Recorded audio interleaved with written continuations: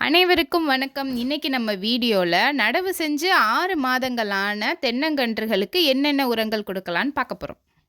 வேர் கூட விட்டுருக்காத 6 மாத சின்ன கன்றுகளுக்கு உரம் கொடுக்கறத எப்படி அந்த செடி உறிஞ்சிக்கிறோம் அப்படின்றதுனால நிறையா பேர் கொடுக்காமையே விட்டுடுறாங்க. அது ரொம்ப தப்பு. ஆரோக்கியமான குழந்தையை வளர்க்குறதுக்காக எப்படி சத்தான உணவுகளை சின்ன வயசுலேருந்தே கொடுத்து பார்த்து பார்த்து வளர்க்குறோமோ அது மாதிரி தான் நம்ம கன்றுல இருந்தே அதுக்கு தேவையான ஊட்டச்சத்துக்களை மண்ணில் கொடுத்து அந்த கன்றை வளர்த்தாதான் நம்மளுக்கு தென்னை மரங்களாக வரப்ப நம்மளுக்கு எதிர்பார்த்ததை விட அதிகமான ஈல்டு கொடுக்கும். பூச்சிகள் தாக்காமல் இருக்கிறதுக்காக 1 கிலோ வேப்பம் புண்ணாக்க சேர்த்துக்கணும். மண்ணுடைய ஒட்டுமொத்த ஆரோக்கியத்தை மேம்படுத்துறதுக்காக மண்புழு உரம் 5 கிலோ, மக்குன ஆட்டு உரம் 5 கிலோ.